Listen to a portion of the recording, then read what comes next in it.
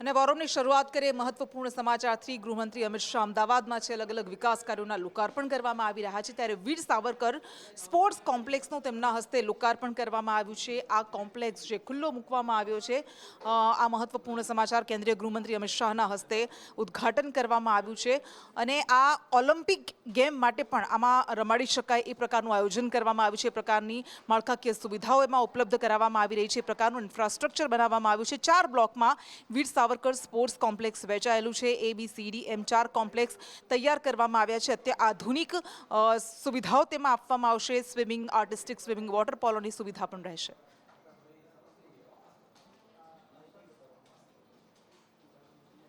ખચકાટ નથી કે આપણું આ વીર સાવરકર સ્પોર્ટ્સ કોમ્પ્લેક્સ પોતાની રીતે ભારતમાં સૌથી મોટું અને દુનિયામાં સૌથી અદ્યતન સ્પોર્ટ્સ કોમ્પ્લેક્સ આજે આપણે ઉદ્ઘાટન કરી રહ્યા છીએ। નરેન્દ્રભાઈના નેતૃત્વમાં બીજા નંબરની કલ્પના હવે ભારતે કરવી ના જોઈએ ભાઈ। એમને આપણી સામે લક્ષ્ય રાખ્યું છે કે 2047માં દરેક ક્ષેત્રની અંદર આપણું ભારત દુનિયામાં 1 નંબર પ્રાપ્ત કરે એવા ભારતની રચના કરવાનું કામ આપણું છે। અને જ્યારે દરેક ક્ષેત્રની વાત થાય ત્યારે સ્પોર્ટ્સ, ખેલ જગત એ તો આ દેશનો આત્મા છે। સૌથી પહેલી રમત ગમતની શરૂઆત દુનિયામાં ક્યાંય થઈ હોય તો ભારતમાં થઈ અને દુનિયામાં સૌથી યુવાન દેશ ભારત, અને એ જો સ્પોર્ટ્સમાં પાછો રહી જાય તો શું થાય? અને મોદી સાહેબે ખાલી યોજનાઓ નહીં, સ્પોર્ટ્સ ઇન્ફ્રાસ્ટ્રક્ચર વર્લ્ડ ક્લાસ હોવું જોઈએ, ખેલાડીઓની ટ્રેનિંગ વર્લ્ડ ક્લાસ હોવી જોઈએ, ખેલાડીઓનું સિલેક્શન પારદર્શી હોવું જોઈએ અને જે રમે છે, જે સારું રમે છે એને ભારતનું પ્રતિનિધિત્વ કરવાની તક મળવી જોઈએ। આટલા બધા પરિવર્તનો નરેન્દ્રભાઈએ કર્યા। એના પરિણામે છેલ્લા 10 વર્ષની અંદર ભારતના ખેલ જગતના સ્પોર્ટ્સ ક્ષેત્રના પરિદૃશ્યની અંદર ખૂબ મોટું પરિવર્તન આવ્યું છે। હું એની વાત પછી કરીશ। મિત્રો, આ સંકુલનું નામ મહાન સ્વાતંત્રતા સેનાની વીર સાવરકર જોડે જોડ્યું છે। અહીંયા બેઠેલા બધા જ લોકો જે સ્વિમિંગના ખેલાડીઓ હશે એમને ખબર નહીં હોય, દુનિયામાં સૌથી લાંબુ સ્વિમિંગ અગર કોઈ એક માણસે કર્યું હોય તો એ વીર સાવરકરે કર્યું। જ્યારે અંગ્રેજો એમને પકડીને ભારત લાવતા હતા ત્યારે ફ્રાન્સની નજીક જ્યારે ફ્રાન્સનું એક બંદર આવ્યું ત્યારે એમને બેડીઓ સાથે માર્સે પોર્ટ પર બેડીઓ સાથે, મારી વાત ફરીવાર સાંભળજો, હાથ અને પગની બેડીઓ સાથે જહાજમાંથી સમંદરમાં કૂદકો માર્યો અને તરીને ફ્રાન્સની ધરતી પર ગયા, જેથી અંગ્રેજો એમને પકડી ના શકે। પરંતુ દુર્ભાગ્યે અંગ્રેજોએ પકડ્યા, ભારત લાયા અને આખા ભારતના આઝાદીના આંદોલનમાં એકમાત્ર એવા સ્વાતંત્ર્ય સેનાની હતા જેમને એક જીવનમાં 2 જન્મ ટીપની સજા થઈ। એક જીવનમાં 2 જન્મ ટીપની સજા, 120 વર્ષની સજા। અને વીર સાવરકરે જ્યારે એ કાલા પાણીની સજા માટે આંદોબાન નિકોબાર પહોંચ્યા અને અંગ્રેજ જેલરે કહ્યું, મિસ્ટર સાવરકર, અહીંથી બહાર નહીં જાઓ તમે, હવે 120 વર્ષની સજા થઈ છે।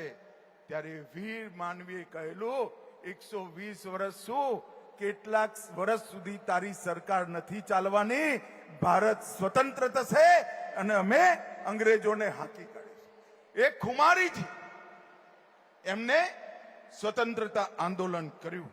અને મિત્રો, 1857નું સ્વાતંત્રતા સંગ્રામ અંગ્રેજોએ શિક્ષણ વ્યવસ્થામાં 1857ના બરવાના નામે જોડેલો, એને વીર સાવરકરે પહેલી વાર 1857નો સ્વાતંત્ર્ય સંગ્રામ કરી ભારતીય દ્રષ્ટિકોણ અને ભારતનો વિચાર દુનિયાના મંચ પર મૂક્યો. અને મિત્રો, એના કારણે એમને ખૂબ સહન કરવું પડ્યું હતું.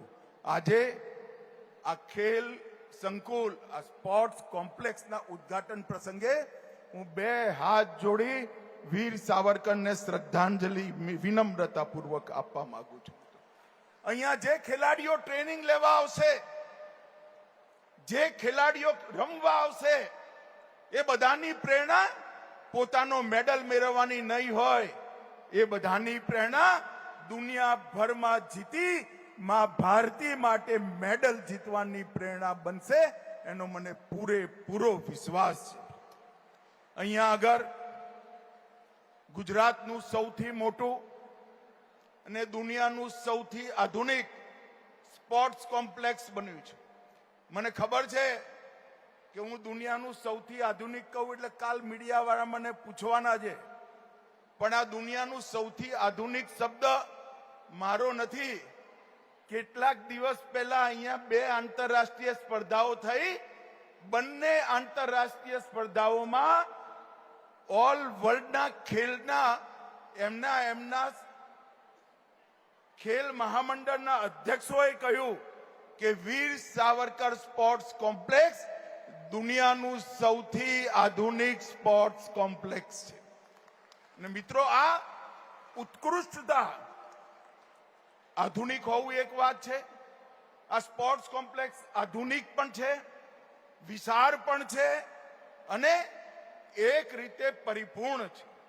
અહીંયા રમત ગમતની વ્યવસ્થા છે, અહીંયા ટ્રેનિંગની હોસ્ટેલ છે, અહીંયા કોચની રહેવાની વ્યવસ્થા છે, અહીંયા એમના શરીરની બધી જ પ્રકારની મેડિકલની સુવિધાઓની વ્યવસ્થા છે.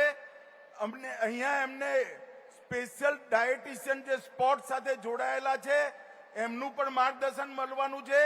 અને અહીંયા વિશ્વભરની સ્પર્ધાઓને સ્લો મોશનમાં જોવા માટે એક સુંદર થિયેટર પણ છે, જેથી ખેલાડીઓ પોતાની રમતને આગળ વધારી શકે. એક મુજબ 1,19,000 સ્ક્વેર મીટરમાં વિશાળ સ્પોર્ટ સંકુલ, જે અદ્યતન પણ છે, સંપૂર્ણ પણ છે, 7 પ્રવેશ દ્વાર, 900 વાહનોનું પાર્કિંગ, 275 કિલોવોટનો સોલર પ્લાન્ટ અને 60 KLD ક્ષમતાના સિવરેજ પ્લાન્ટથી આ સંપૂર્ણ ગ્રીન સ્પોર્ટ્સ કોમ્પ્લેક્સની રચના ભારત સરકાર અને ગુજરાત સરકારે કરી છે. અમદાવાદ અને ગુજરાત અને દેશભરના યુવાનો માટે આજે આ સ્પોર્ટ્સ કોમ્પ્લેક્સ ખુલ્લું મૂકતા મંચ પર બેઠેલા અમને સૌને આનંદ અને ગૌરવ થાય છે. મિત્રો, અમદાવાદ આપણું દેશભરનું સ્પોર્ટ્સની રાજધાની બનવા જઈ રહ્યું છે. વિશ્વનું સૌથી મોટું cricket stadium Narendra Modi cricket stadium મોટેરામાં, એની બાજુમાં જ મહાન સરદાર વલ્લભભાઈ પટેલના નામથી સરદાર પટેલ સ્પોર્ટ્સ કોમ્પ્લેક્સ બની રહ્યું છે અને સેંકડો એકરમાં બની રહ્યું છે. અને આ વીર સાવરકર સ્પોર્ટ્સ કોમ્પ્લેક્સ, આવી કેટલીય સુવિધાઓ આપણા અમદાવાદમાં ઊભી થઈ રહી છે. અહીંયા એક્વેટિક કોમ્પ્લેક્સ છે, જેમાં ઓલિમ્પિક કક્ષાના સ્વિમિંગ પુલ છે, 10 મીટર સુધીની ઊંચાઈના પ્લેટફોર્મ પણ છે અને 2000 લોકો બેસીને જોઈ શકે એવી ગેલેરી પણ છે. સેન્ટર ફોર સ્પોર્ટ એક્સિલન્સ પણ છે. બાસ્કેટબોલ, બેડમિન્ટન, વોલીબોલ, કુસ્તી, કબડ્ડી, વૂસુ, આની અંદર આવાસની પણ વ્યવસ્થા છે. સ્પોર્ટ સાયન્સ લેબ પણ છે, ન્યુટ્રિશન લેબ પણ છે, ડાઇનિંગ હોલ, કિચન, જીમ, સોના, સ્ટીમ, આ બધી જ વિધાઓથી યુક્ત આ સ્પોર્ટ્સ કોમ્પ્લેક્સ બન્યું છે. ઇન્ડોર મલ્ટી સ્પોર્ટ્સ એરેના છે, કોમ્યુનિટી સ્પોર્ટ સેન્ટર, જેમાં 6 badminton court, 6 table tennis court, 6 squash court, 20 indoor shooting range, chess, carrom, કાઇસ, શૂઝગર, બિલિયર્ડ, એર હોકી, આ બધી રમત ગમતને સુંદર રીતે રમાડવાની વ્યવસ્થા આ સ્પોર્ટ્સ કોમ્પ્લેક્સમાં કરેલી છે. મિત્રો, ફિટ ઇન ઇન્ડિયા ઝોન છે, આઉટડોર સ્પોર્ટ્સ ઝોન છે. એક પ્રકારથી બધી જ રમતો ગમતોને વિકાસ કરવા માટેનું, ટ્રેનિંગ માટેની અને મેડલ જીતવા સુધીની બધી જ વ્યવસ્થાઓથી આ વીર સાવરકર સ્પોર્ટ્સ કોમ્પ્લેક્સ યુક્ત છે. મિત્રો, આજે મનસુખભાઈ અહીંયા છે ત્યારે હું કહેવા માંગુ છું, ભારત સરકારના રમત ગમત વિભાગે છેલ્લા 10 વર્ષની અંદર ખૂબ મોટા પરિવર્તનો કર્યા છે અને 35% જેની આબાદી, પોપ્યુલેશન યુવા હોય એવા દેશ માટે વિચારી વૈજ્ઞાનિક રીતે પરિવર્તનો કર્યા છે. ઘણીવાર આ કોંગ્રેસિયા કે એમાં શું જવાહરલાલ નહેરુએ રમાડતા હતા, હમણાં કાલે આવશે જ જોજો કોકનું ભાષણ. પરંતુ હું કહેવા માંગુ છું, નહેરુ સાહેબ તો બહુ આગળની વાત છે, પરંતુ 2014-15માં આ દેશનું ખેલાડીઓ માટેનું બજેટ 1643 કરોડ રૂપિયા હતું. જરા જોરથી બોલો ભાઈ, કેટલું હતું? અરે એમ ના ચાલે ભાઈ, હું ફરીવાર બોલું છું, 1643 કરોડ રૂપિયા હતું. કેટલું હતું? અને મોદી સાહેબે 1643 થી વધારી 5300 કરોડ રૂપિયાનું બજેટ આપણા ખેલાડીઓ માટે કર્યું છે. આ સ્કેલ જે છે એ દેશમાં સ્પોર્ટ્સ કઈ રીતે આગળ વધે એના માટે છે.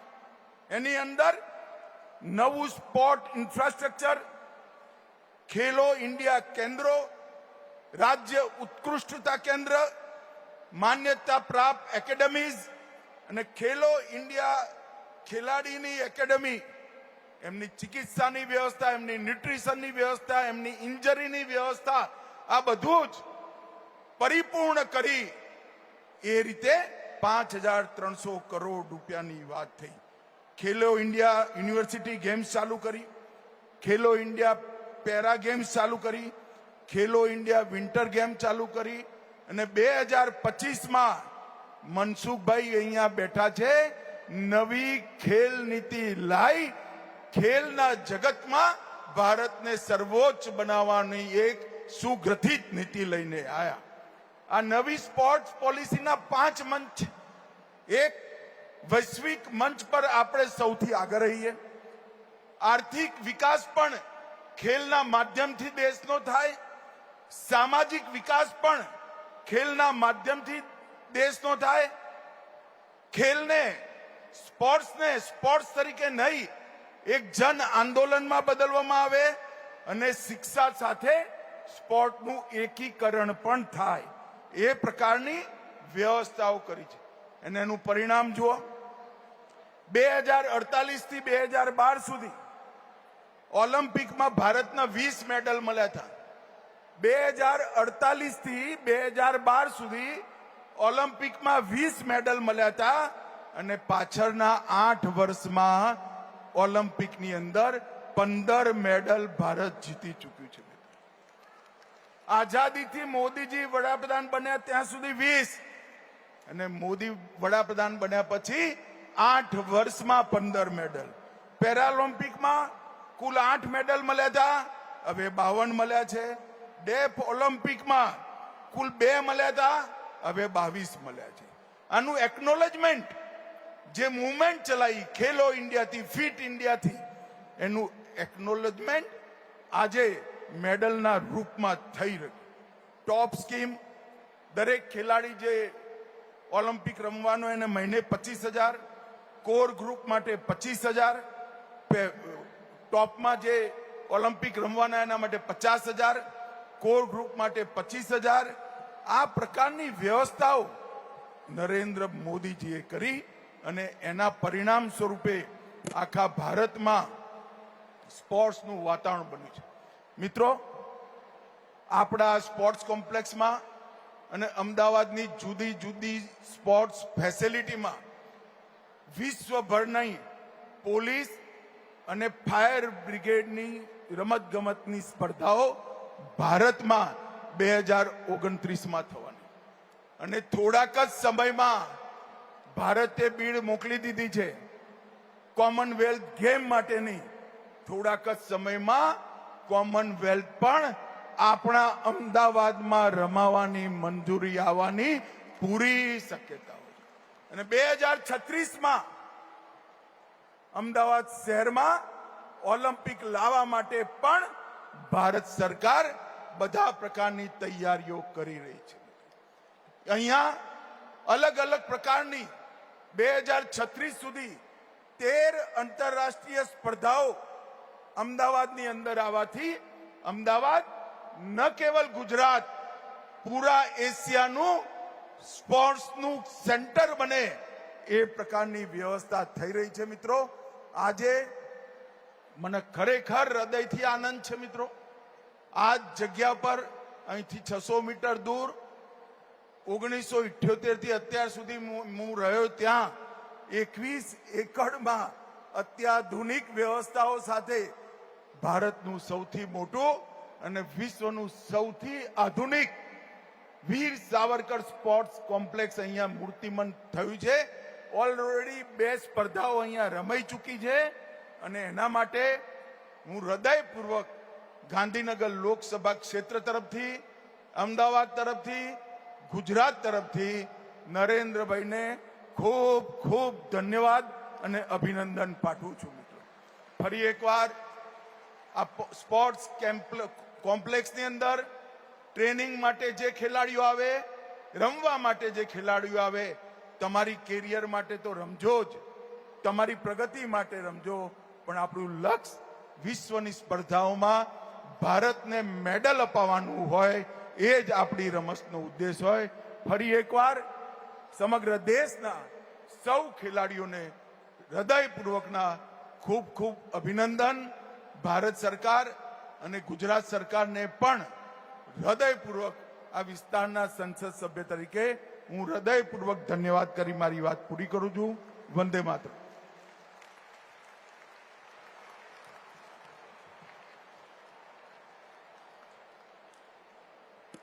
માનનીય અમિતભાઈ.